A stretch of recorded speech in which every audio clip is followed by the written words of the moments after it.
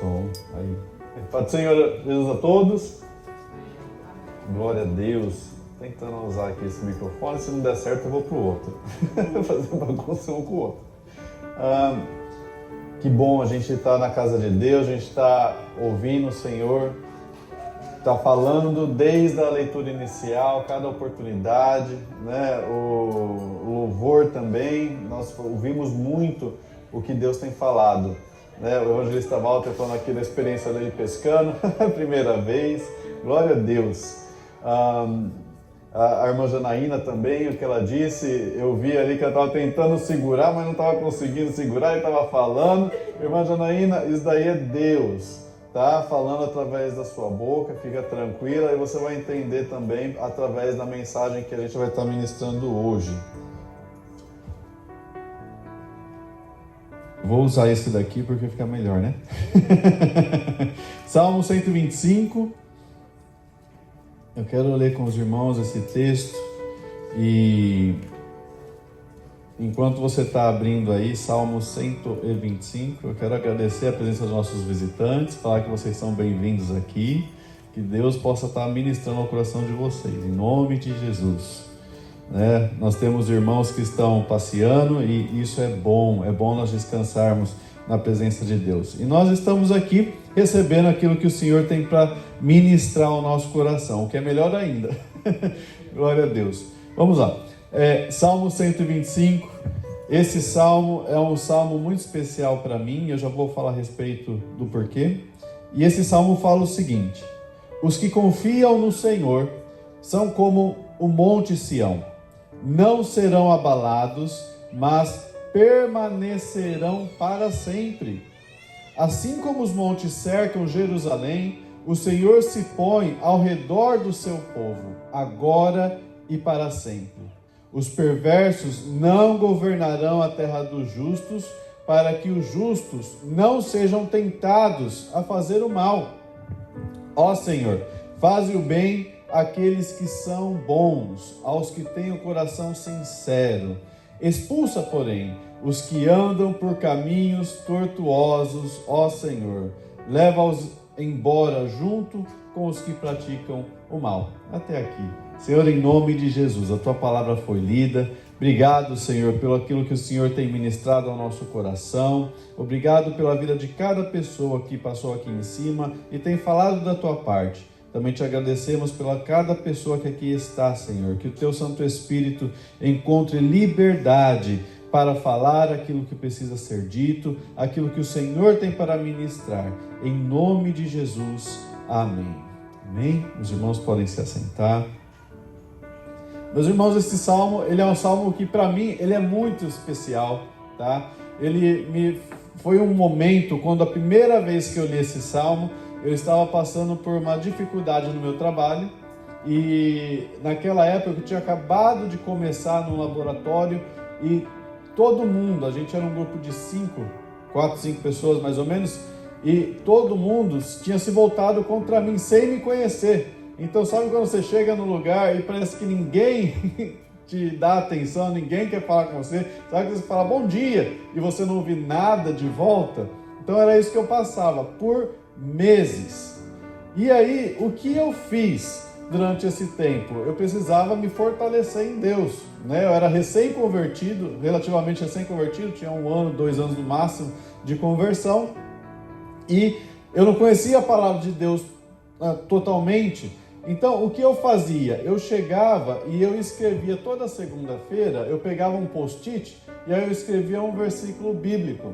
E aí toda segunda-feira, algumas semanas, quando estava muito difícil, eu colocava todo dia, eu colocava aquele versículo bíblico na minha mesa, onde eu trabalhava, e eu lia aquilo. Então, a hora que a situação apertava, a hora que alguém fazia alguma coisa, eu não respondia, porque eu tinha aprendido lá com o meu pastor no Brasil, o pastor Valdecir, para a gente ser sábio naquilo que a gente fala, quando a gente fala. Então, eu segurava a minha língua, aí eu ia lá na minha mesa, olhava para aquilo que estava escrito. Então, tinha semana que era todo dia um versículo novo. Eu abria a Bíblia e naquela época eu fazia assim, aquilo onde abrir Deus vai falar comigo, né? E aí aquilo que vinha, eu anotava. Um dia eu cheguei e eu fiz isso. e eu abri no Salmo 125. E quando eu li esse Salmo, Deus falou comigo tão poderosamente, com tanta força, que eu coloquei aquele Salmo ali no meu post-it, e eu só coloquei esses 2 primeiros versículos. E quando chegou na semana seguinte para trocar, eu não queria trocar, porque eu gostei tanto daquele Salmo, e aquilo me dava tanta alegria, tanta graça da parte de Deus para passar a semana, e me deu tanta confiança de que eu não seria abalado, que aquele Salmo, e até hoje, é um Salmo muito especial para mim. Toda vez que eu leio esse Salmo, eu vou lá 10 anos atrás, mais de 10 anos atrás, e me lembro daquilo, e eu lembro que Deus fez também. Depois eu vou dar um testemunho a esse respeito, mas Deus mudou totalmente a situação. E eu, que era perseguido, na verdade, acabei virando o chefe das pessoas que me perseguiam. Então, Deus faz as coisas de uma forma que só Ele é capaz de fazer, tá? Semana passada nós falamos sobre casamento. Nós temos agora algumas pregações que elas vão ser focadas em casamento. Então, já foi a segunda na semana passada. Como blindar o seu casamento. Foi o tema da semana passada. Hoje eu vou querer falar, nós vamos também trabalhar um pouquinho com outras pregações nesse sentido, sobre como nós sermos inabaláveis em Deus. E eu louvo a Deus porque a pregação ela já começou desde a leitura inicial, né? No Salmo 89, o presbítero leu aqui, ele termina falando sobre confiar em Deus. Então eu vi, Deus está falando, tá? Tema então, como nós sermos inabaláveis em Deus. Volta lá de novo então, Salmo 125, no versículo 1, ele fala o seguinte: os que confiam no Senhor serão como o monte Sião, não serão abalados, mas permanecerão para sempre. Você confia em Deus? Nem parece que tomou café da manhã. O café da manhã está... Você confia em Deus? Amém, né? Então, vamos pegar esse versículo e trazer para nós, ok? Então, os que confiam no Senhor, você confia em Deus, então serve para você. Então, você vai repetir comigo o que está falando no versículo. Eu sou como o monte Sião. Não serei abalado, mas permanecerei para sempre. Toda vez que você lê esse salmo, declara isso sobre a sua vida. Porque ele fala, os que confiam no Senhor, às vezes a gente acha que é uma outra pessoa. Não, se você confia, está falando para você. Então toma essa verdade para você. Serei como o monte Sião.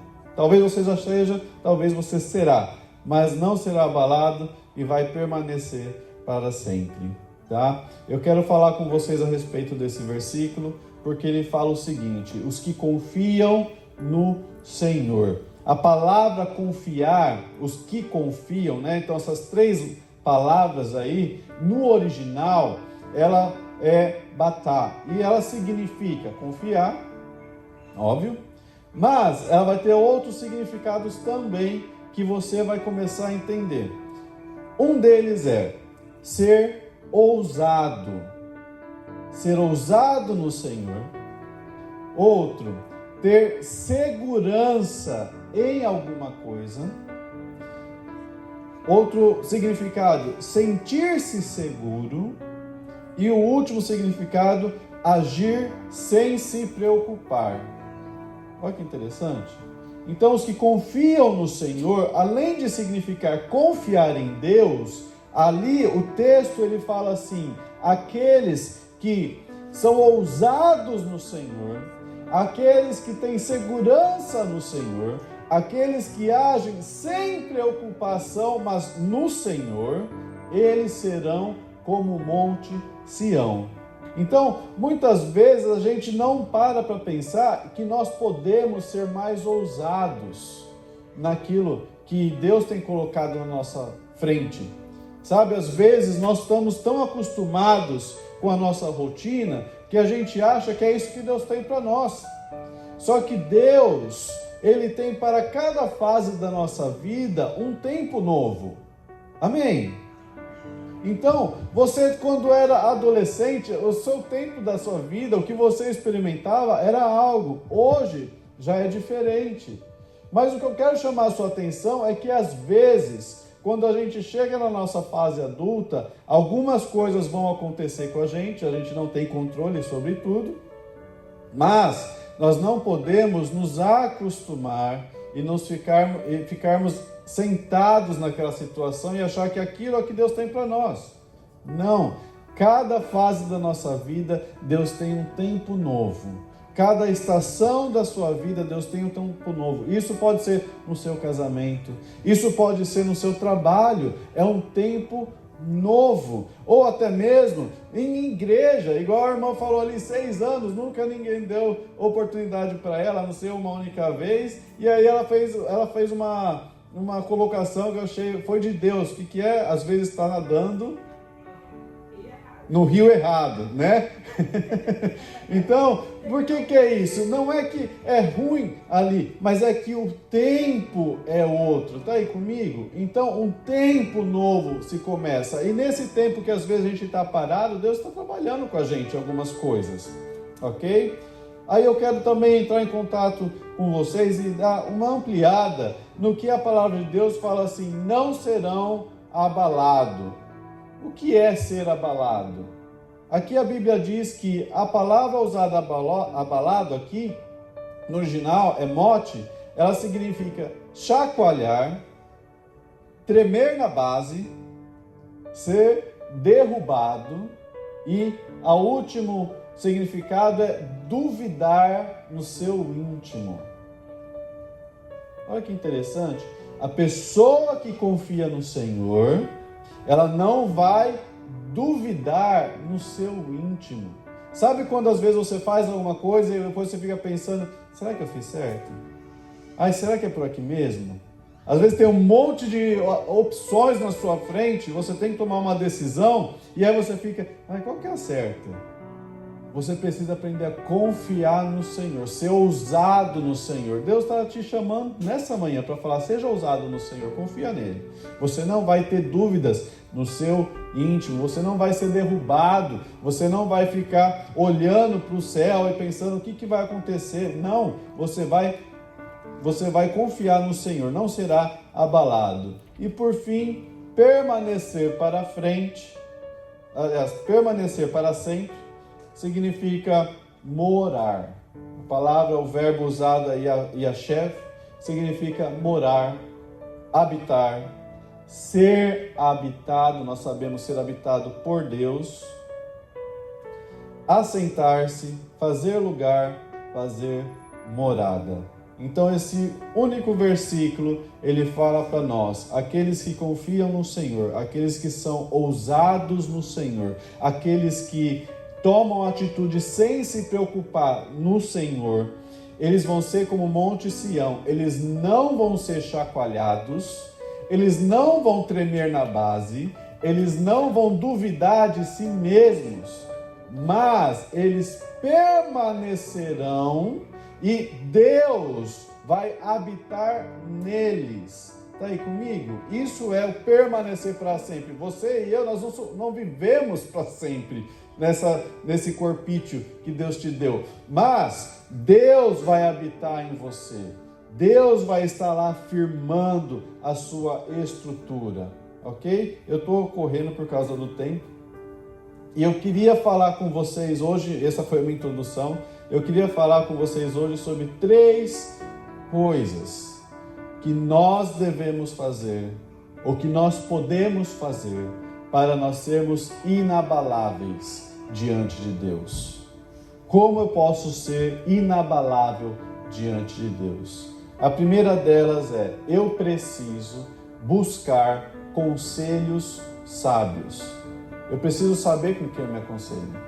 A palavra de Deus vai nos falar lá em Provérbios 11, versículo 14, o seguinte, que na multidão de conselhos há sabedoria. Sabe quando você precisa tomar uma decisão ou às vezes você nem precisa tomar uma decisão, já tomaram uma decisão por você, você está vivendo algo que não é nem um pouco perto daquilo que você achou que você deveria estar vivendo, ou você está sofrendo consequências da decisão de outra pessoa, você precisa tomar uma decisão. Agora, a decisão que você vai tomar, talvez você não saiba qual é. E aqui a palavra de Deus nos fala: busque conselhos sábios. Na multidão de conselhos há sabedoria. Mas não é qualquer conselho. Tem que ser bons conselhos. Uma vez eu estava num lugar e uma pessoa que ela tinha a vida dela destruída, ela chegou para mim com um livro que ela tinha escrito, né? E essa pessoa tinha se divorciado, eu trouxe um livro sobre casamento que ela tinha escrito. E ela falou assim para mim, e ela falou para mim assim: tome, vai ser bom para sua vida.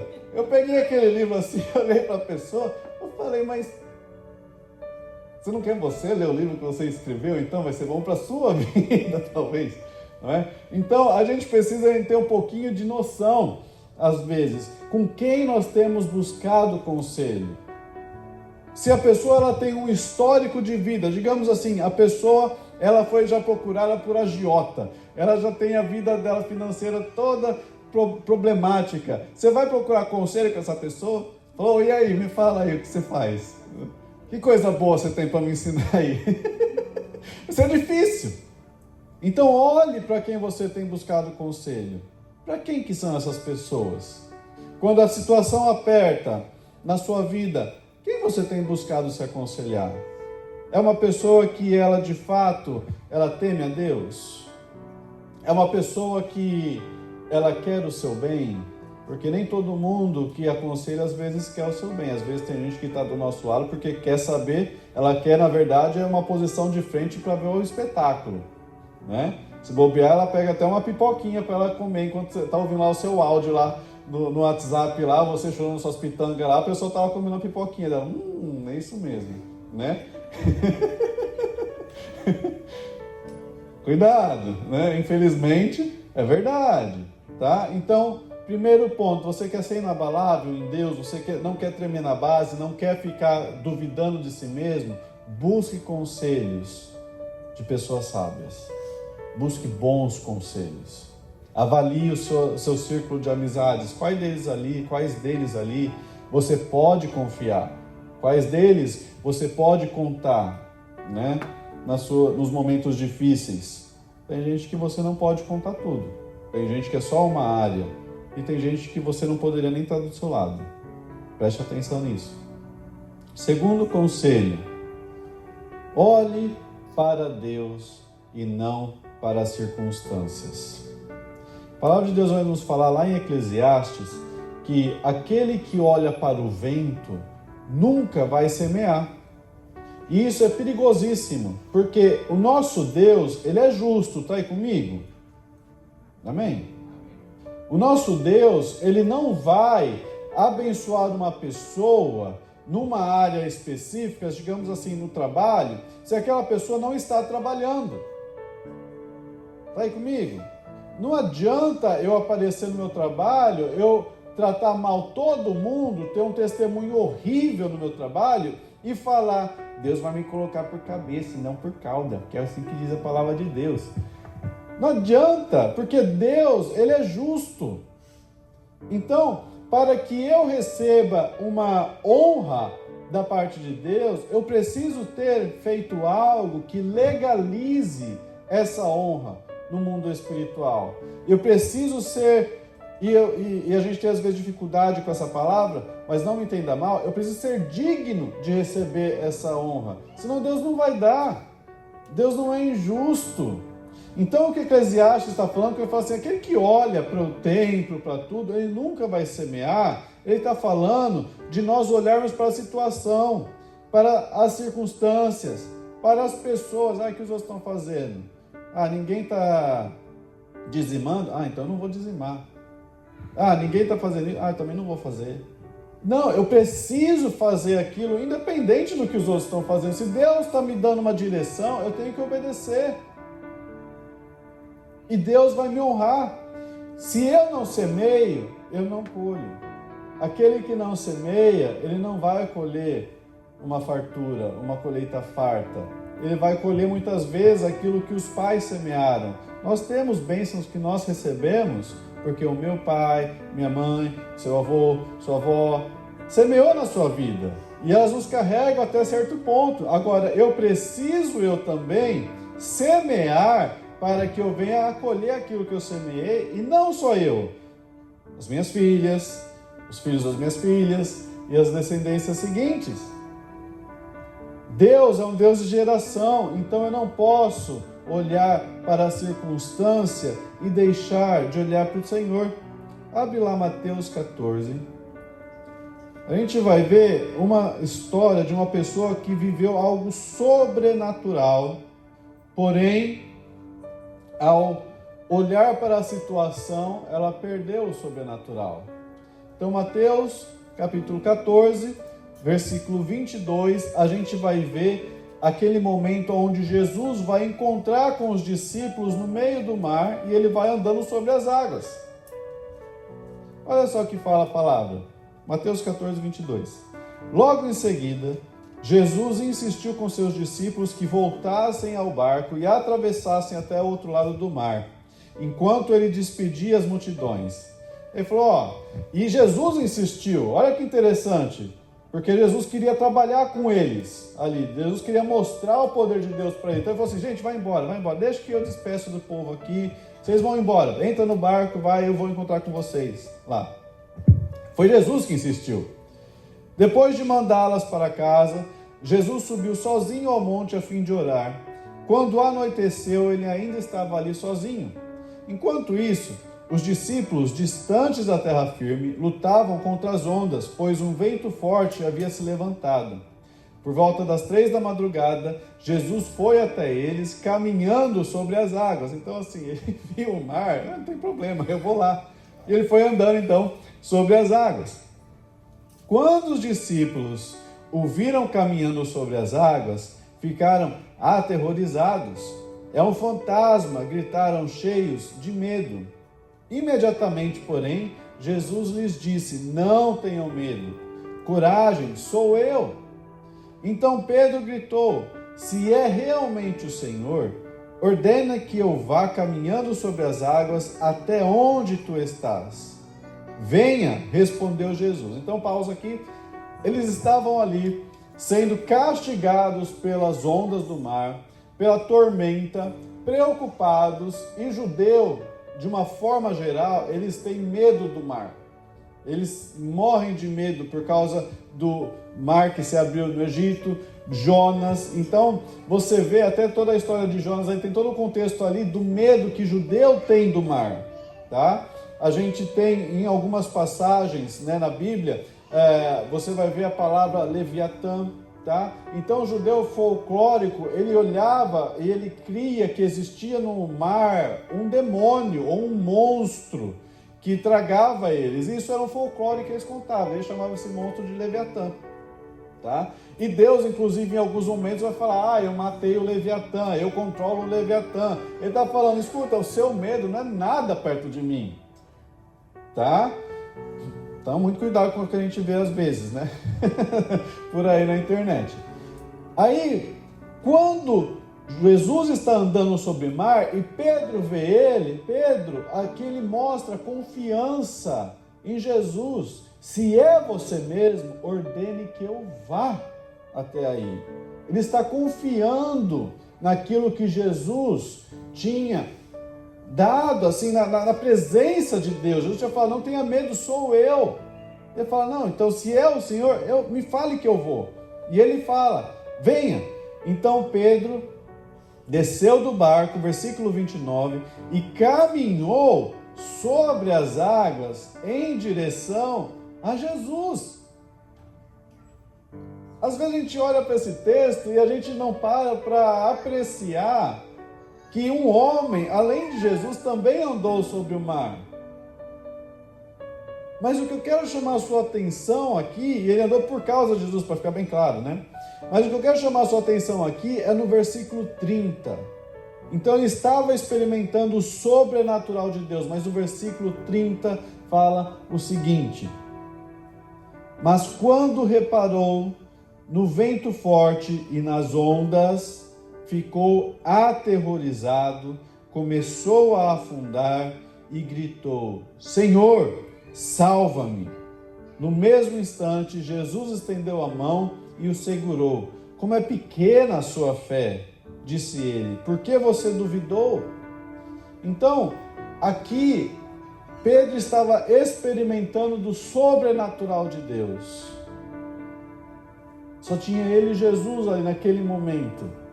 Mas nada existia. O vento não existia, o barco já não existia, os amigos dele estavam tudo para trás. Estava ele experimentando algo sobrenatural. Enquanto os olhos dele estavam fixos em Jesus, na promessa de Jesus, Jesus estava ali, venha. Ele experimentou desse sobrenatural. Versículo 30 vem e fala: mas a partir do momento em que Pedro olhou para as ondas, ele olhou para a situação ao redor dele, ele começou a afundar. Salmo 125, que é aquele que confia no Senhor, ele não vai tremer na base, ele não vai duvidar de si mesmo. Quando nós olhamos para as situações, quando a gente olha para aquilo que está ao nosso redor e nós olhamos, prestamos atenção nisso, nós perdemos a nossa confiança no Senhor. E imediatamente aquele momento, aquele sobrenatural que Deus está fazendo na nossa vida começa a ruir, começa a cair aos pedaços, porque a nossa confiança tem que ser no Senhor.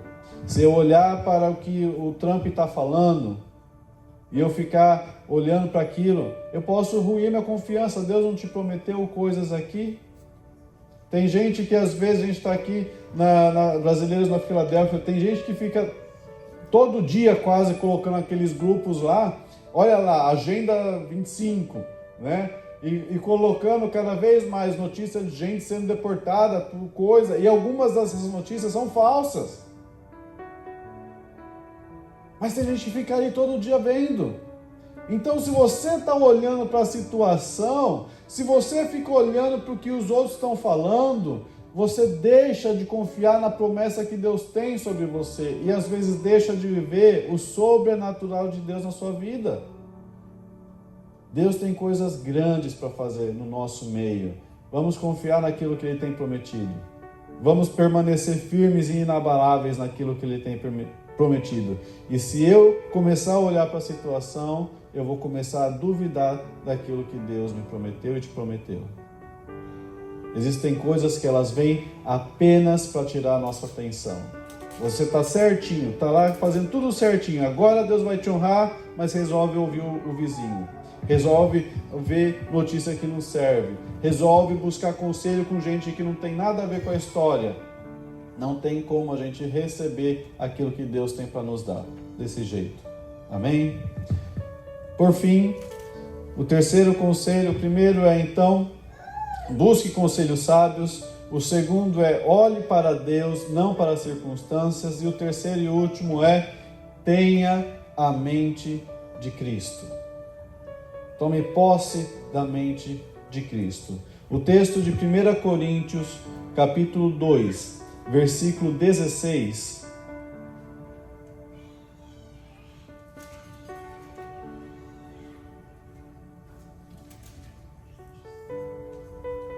Vai nos garantir algo. Fala assim, pois quem conhece os pensamentos do Senhor, quem sabe o suficiente para instruí-lo? Mas nós temos a mente de Cristo. Eu e você, quando nós aceitamos ao Senhor Jesus, nos foi dada a mente de Cristo.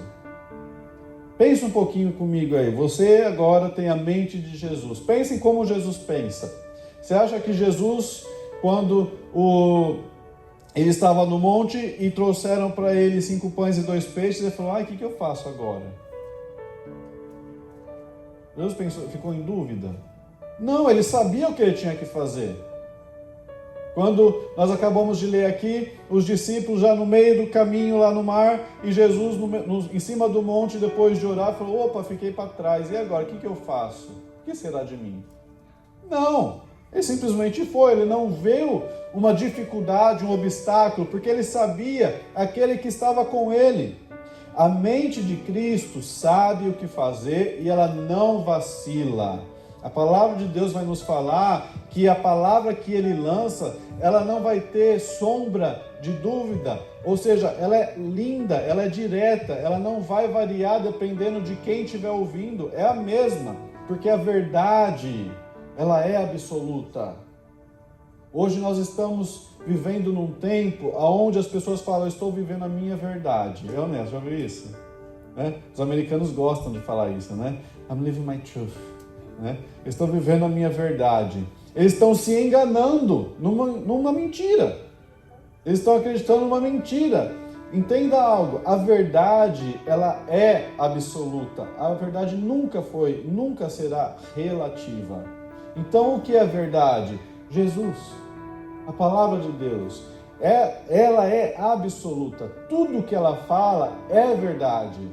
Tudo que ela fala não tem distorção de tempo da humanidade. Ela não tem... foram homens que escreveram, eles falaram por tempo deles. Não é verdade, daí é engano. A palavra de Deus, ela é absoluta. Ela é firme fundamento. E nós temos a mente de Cristo. A mente de Cristo, ela confia na palavra de Deus. E ela não é deturpada pelas mentiras que o mundo fala, ela não é deturpada pela pressão psicológica que a sociedade às vezes tenta fazer. Não, a mente de Cristo, ela sabe o que tem que fazer e ela não vai vacilar. Ela busca direção de Deus. Quem tem mente de Cristo busca a direção de Deus. Por que ele mandou os discípulos? Gente, vai embora, pode ir embora. Ele despediu a multidão, pode ir para todo mundo para sua casa. O que ele foi fazer? Foi no monte orar. Por que ele foi no monte orar? Estou servindo um monte de gente aqui, preciso ter o meu tempo com Deus. É isso que Jesus foi fazer, eu preciso tomar o meu tempo agora com Deus. Porque ele precisa receber direção de Deus. Senhor, o que eu faço agora? Senhor, me ajuda aqui. A gente vai ter, a palavra de Deus, ela vai nos abrir um pouquinho de como é a comunicação de Jesus com Deus, quando ele está lá no Getsemane.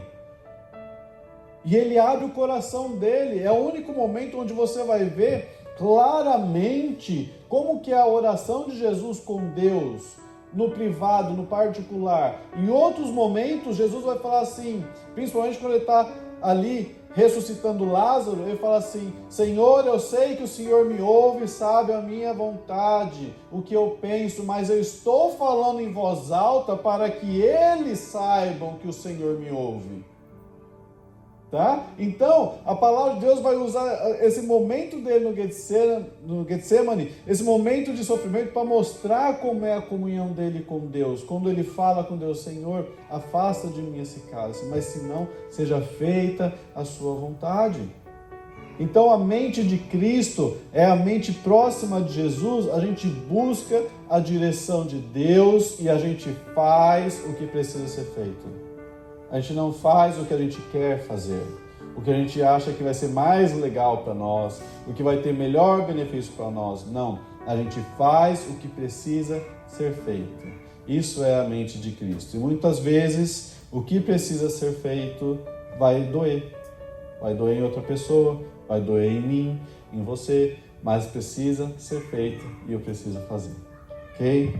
Profeta Elias, eu já estou encerrando. 1 Reis, capítulo 18, vai nos falar do profeta Elias com os profetas de Baal. E naquele tempo, a rainha Jezabel, o rei Acabe, eles tinham instituído uma perversão sobre o reino. E começaram a perseguir os profetas de Deus, ao ponto que Elias achava que ele era o único profeta que tinha restado, a única pessoa que estava habilitada a falar da parte de Deus. E Deus então vai levar Elias lá para o Monte Carmelo e ele vai chamar 300 dos profetas de Balaão. E esses profetas vão começar a fazer, e ele vai fazer um desafio com eles, né? Eles vão colocar ali o cordeiro, e aquele que responde, cada um chamaria o seu Deus, e aquele que respondesse com fogo, esse sim o Deus é de verdade. E aqueles profetas de Baal,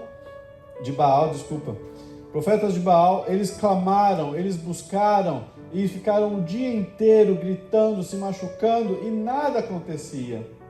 E Elias simplesmente observava aquilo e começava a zombar deles, né? Até um ponto aonde ele fala, tá bom, Deus de vocês não existe mesmo, daí já está claro, agora é a minha vez de fazer algo aqui. E algo que o profeta Elias fala é o que chama muito a atenção, e eu quero chamar a sua atenção também a esse respeito. Então, 1 Reis, capítulo 18,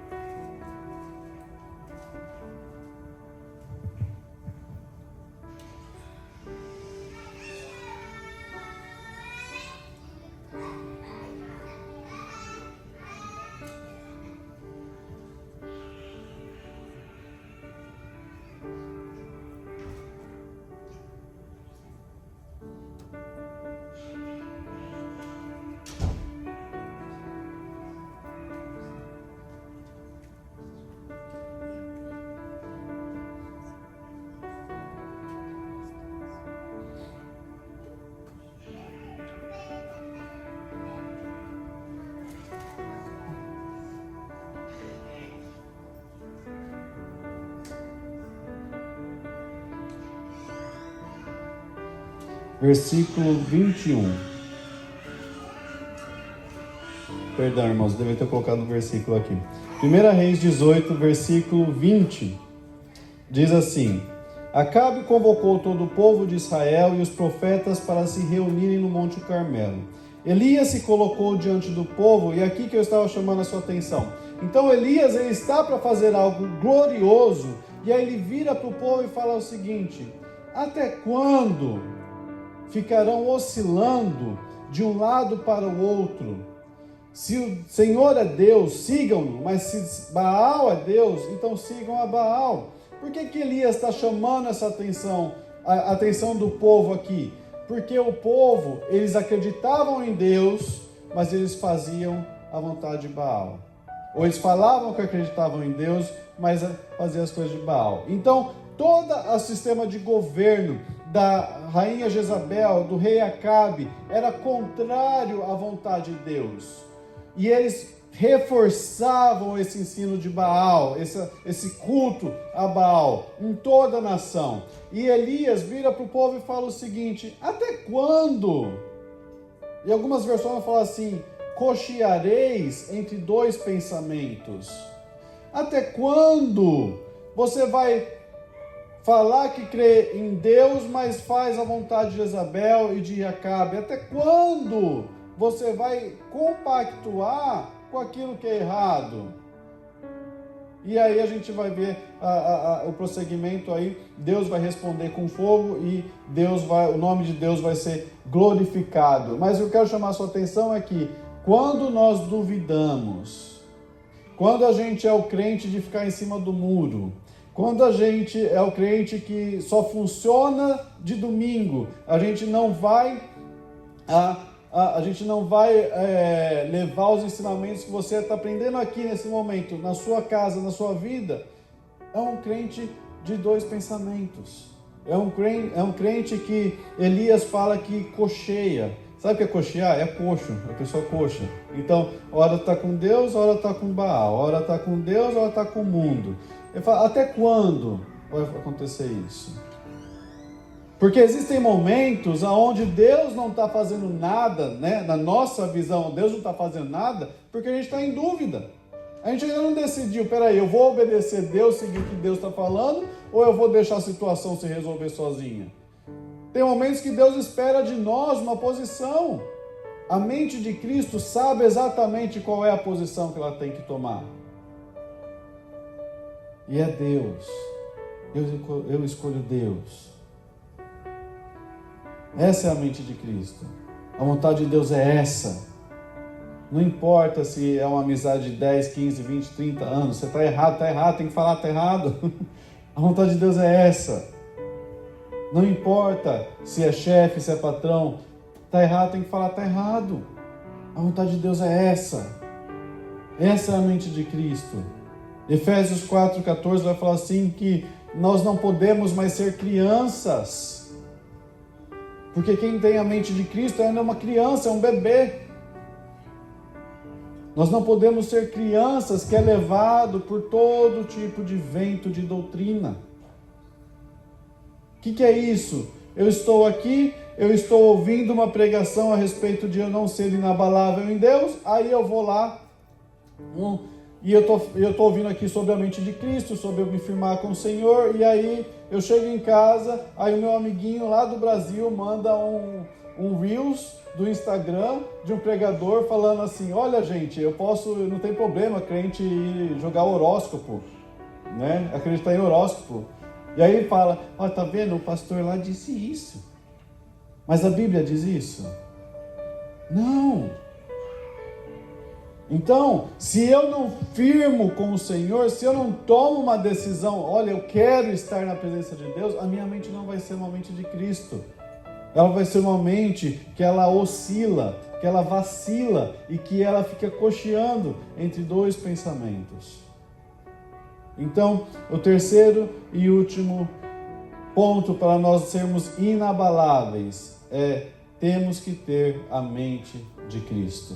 Primeiro ponto, eu tenho que buscar conselhos sábios. Segundo, eu tenho que olhar para Deus e não para as circunstâncias. E terceiro, eu tenho que ter a mente de Cristo. Eu tenho que buscar a mente de Cristo.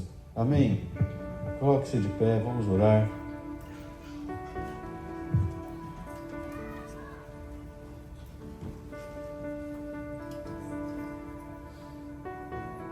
Senhor, em nome de Jesus, coloque a mão sobre o seu coração.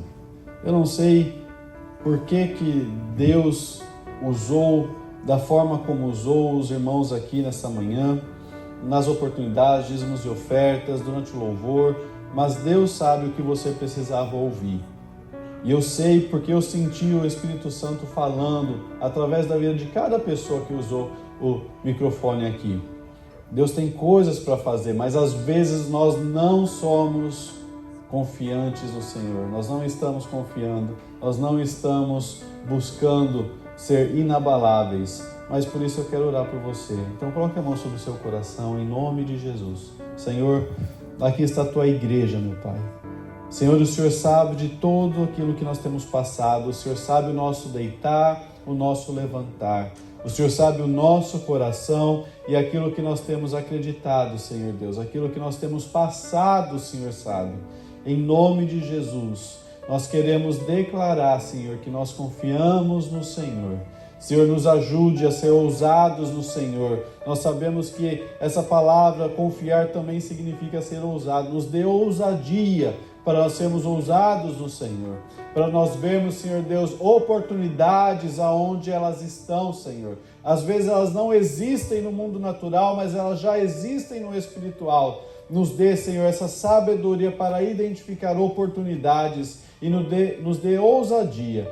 Em nome de Jesus, Senhor, comece a trabalhar dentro de nós, mudando as nossas estruturas, Senhor. Se existe algum tipo de ensino errado, se existe, Senhor Deus, algum tipo de dúvida dentro de mim, dentro dos meus irmãos, Senhor, começa nesse momento a tirar, Senhor, toda dúvida, Senhor Deus, tudo aquilo que tem atacado a minha fé, a fé dos meus irmãos, que a gente possa se sentir seguros diante do Senhor, sermos inabaláveis, Senhor Deus. Senhor, tira toda dúvida do nosso meio. Senhor, se o Senhor tem feito coisas grandes no nosso meio, e nós cremos que o Senhor tem feito, que o Senhor confirme em nosso coração. Tira, Senhor, toda tristeza, tudo aquilo que não vem do Senhor, que a gente possa experimentar a grandeza do Teu poder em todas as áreas da nossa vida, e nós repreendemos todo o mal e tudo aquilo que não vem do Senhor, em nome de Jesus. Amém.